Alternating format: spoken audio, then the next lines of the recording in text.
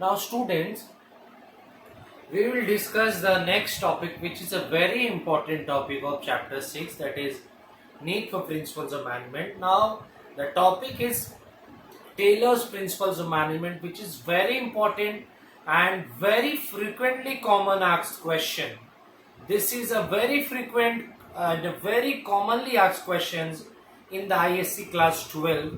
What are the Taylor's principles of management, and discuss the Taylor's principal management points in detail. So there are total 7 points, that is science not rule of thumb, harmony not discord, maximum not restricted output, division of work and responsibility, scientific selection, training and repetitive workers, standardization and mental revolution.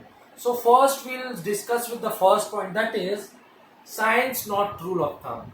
So as the principles, theories and concepts have been developed by the scientists, practitioners, management, specialists. So these work methods have been very much developed as a concrete, and all the managers are focusing on these principles, applications, concepts and theories. But the Taylor advocated and emphasized that the work should not be done using trial and error method. So it's written here, each and every job which was earlier conducted, it was done using trial and error method. So trial and error method often led to very depletion, exhaustion and wastage of the resources such as physical, financial, human. So now Taylor, when they advocated, they developed all the rules, principles, theories, concept, and they know when to apply. So Taylor advocated that each job will be scientifically done. Scientifically, it will be based on the principle, concepts, application, and the results. So each and every job will be done with the help of scientific applications, principles, theories, and their outcome of cause and effect result relationship. Because in the earlier days it was all trial and error. So with the trial and error method, it used that the company and the management lost and depleted and wasted their resources, money, etc. So each and every job should be done in complying and adhering with the science. That is, science means your principles, concepts, theories, relationship, cause and effect. So it should be based on scientific study and analysis rather than trial and error method. So now the job which should be done, it should be in accordance, conformity and complying all the scientific study and analysis, which comprises of theories, concepts, principles and the cause and effect relationship. So now the trial and error method is discarded, is cut, is discarded. Means now the each and every job in the organization should be done following and complying with the science, that is scientific study and analysis, all the rules, principles, theories, concepts, applications, cause and effect relationship should be taken into consideration by the management and the organization, and the trial and error method will be discarded, will be cut, because in earlier days trial and error method which was used, it used to lead to very exhaustion, depletion and wastage of money and other resources. So that is the thing. And the materials, the working conditions and every tools, equipment should be standardized. Means it should be meet the requirements of the organization. It should be very much not obsolete. It should be very much working, sophisticated, very new, trendy. So the materials, the equipments, the resources, the working condition should be very good, should meet the standard, should be very sophisticated in current trends. What is in trend, the working conditions, the methods, materials should be very latest and trendy and sophisticated. It should have all the qualities. The working conditions or materials, or it should not be traditional, orthodox or outdated or obsolete. It should not be like that. So the working conditions, methods, materials, equipment should be standardized, should be updated, should be uplifted and enhanced so as to meet the requirement of the organization, so as to fulfill the requirement of the organization, and to achieve the organizational productivity, so that work can be done with efficiency, making the full and optimal utilization of resources, and the accomplishment of organizational goal can be done effectively. Now this is the first meaning, that is your science dot rule of thumb. Now we'll move to the next, that is harmony not discord. So Taylor advocated this point also in the organization, that harmony not discord. Harmony not discord conveys the meaning that the employer and the employee should adopt an enlightened attitude of harmony. Harmony means peace, mutual cooperation, coordination, smooth communication between them. There should be no discord, there should be no fighting, there should be no conflict, there should be no industrial unrest. So all the employer and employee should gel well, should establish a good friendly rapport, good friendly relationship, and therefore they should have a very good coordination and communication with themselves, so as to work together very efficiently and effectively and accomplish the organizational targets within stipulated time, making the optimum utilization of resources. And the management and employer should also share the gains, means the productivity or the profit of the organization, with the workers. So as I have discussed, I have written some few points, a few terms, because it is very less space in the board, but I have discussed, that's I've written. So there should be a very much harmony, that is a mutual cooperation, healthy cooperation, coordination, communication between the employer and the employee, both sides. So they should work together, they should establish a good friendly relationship and good rapport between themselves, and there should be no fighting, no industrial disputes, or what you say, disputes, conflicts, unrest between themselves. And therefore, for making this, management and the employer should adopt and advocate an enlightened attitude, that the management will share or distribute the gains or the productivity or the profit of the organization with the workers or the employees. And when the management is adopting this enlightened attitude, that they will share the profits of the organization with the workers, on the other hand, on the contrary, the workers or the employees also should devote and dedicate and work with full loyalty, full honesty, sincerity, and enthusiastically. So I hope the meaning is clear to you about harmony not discord. Now move to the the third point, that is maximum not restricted output. So the word conveys the meaning that Taylor advocated, that the most conflicts, the most disputes, or the most fights arises between the employer and the employee on the outputs, on the productivity. So why not to restrict? Why we have to restrict? Why you have to limit it? We have to maximize the productivity. So if the organization tells the employees to maximize, increase the productivity of the organization, there will be no fighting, no dispute, no conflict. So conflict or fighting or dispute arises mainly on the division of surplus, means division of the profit and the productivity. So this conflicts, division, this fighting or dispute arises only the mainly on the division of surplus or the profitability between the employer and the employee. So Taylor advocated that the organization must emphasize, must stress that the productivity of the organization would be very enhanced, would be maximum, would be uplifted. So best way to resolve, best way to end the conflict and fighting is that the management and the employer or the organization should tell the employees to increase, uplift and enhance the production.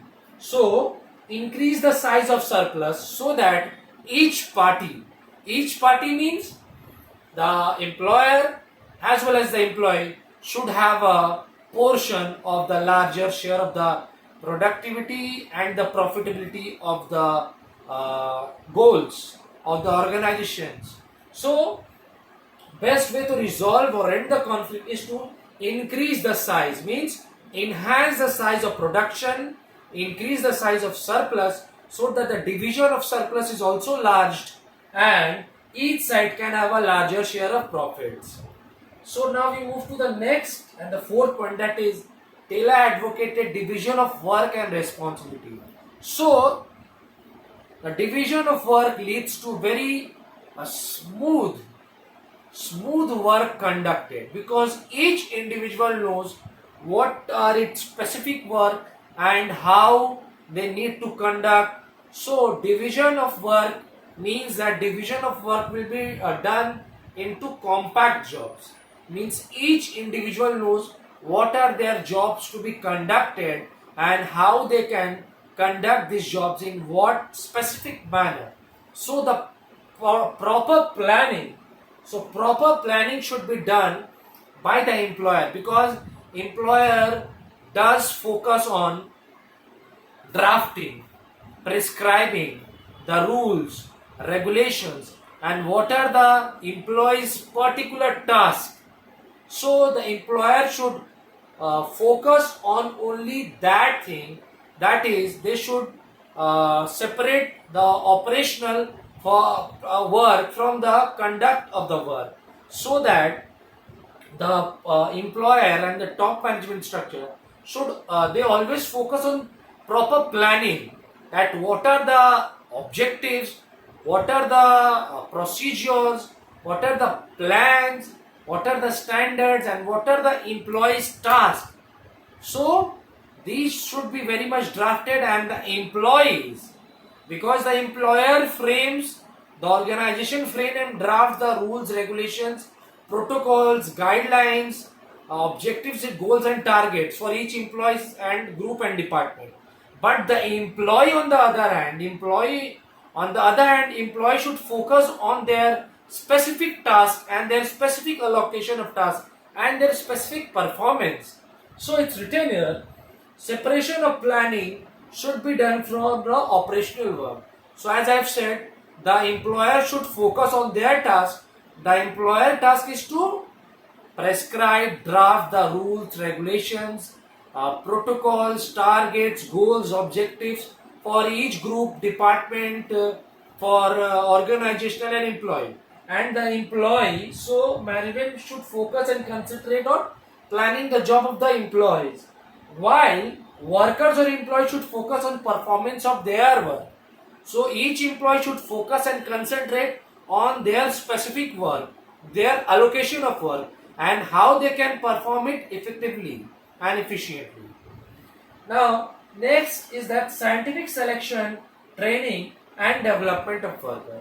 So Taylor also advocated that scientific selection, training, and development of worker, because keeping in view the changing condition, the dynamism of business environment, so the worker should be selected on only on those basis grounds that workers should be trained.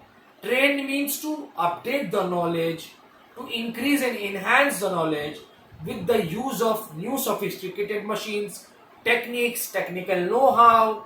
So there should be optimal utilization of resources leading to the best targets and achieve accomplishment of organizational goals. So all the equipments, the machines, the tools, the working conditions should be very much good, proper, hygienic, and it should be up to the standard. It should not be the working materials, tools, equipments, the employees should not follow the orthodox, conservative and traditional ways. It should be very much standard. It should be have the current latest sophisticated machine, latest technical know-how, latest technique, so as to get the work done, continue the work in a very good manner, in the smooth and efficient, achieving the optimal utilization of resources and attaining the goals.